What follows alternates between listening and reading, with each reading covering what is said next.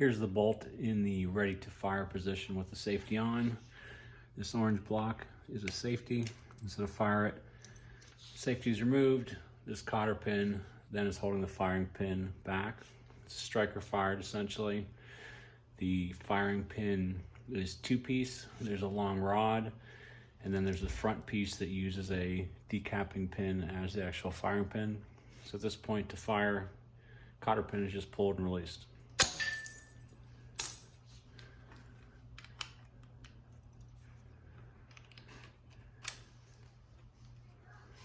Once fired, the bolt can then be removed.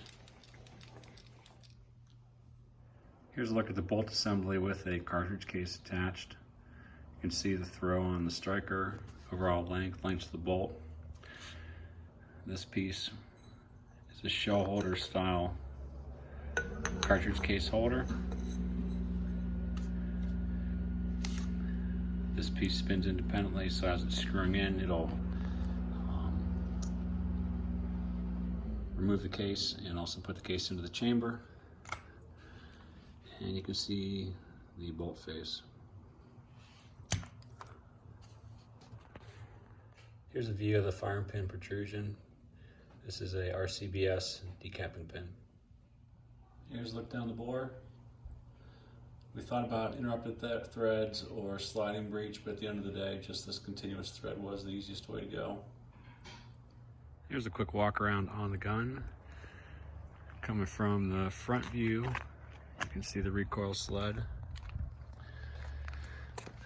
The gun moves on this plate here, which rides in this channel. There's two gold wing shocks that activate the recoil sled on recoil.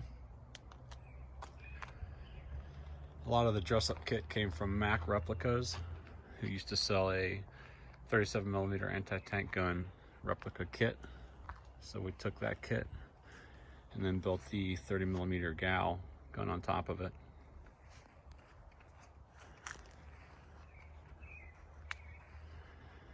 You can see the traverse and elevation mechanisms. Elevation is a Toyota jack, and the traverse is a steering gearbox. This is where the original sight would be on the real gun. Getting all the angles right to work was very difficult. Couldn't get them quite right, so we ended up just mounting this very cheap Bushnell scope directly in line with the bore. It was a lot easier for testing.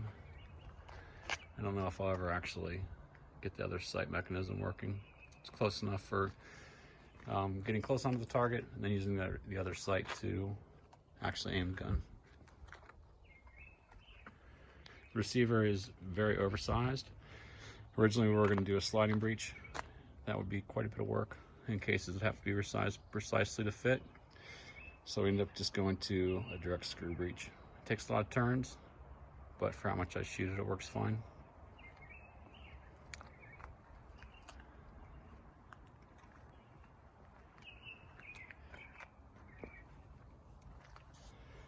From this view, you can see the plate that activates on recoil, bolts that hold the receiver onto the plate, and then these triangular pieces then hold the plate onto the recoil sled.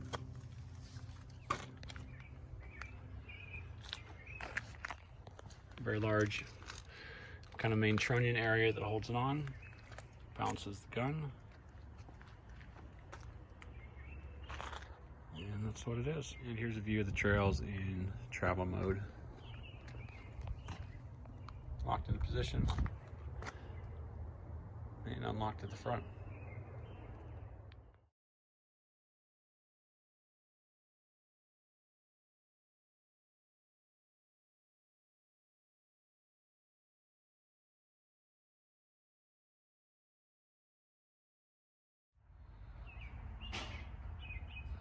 How you doing, girl?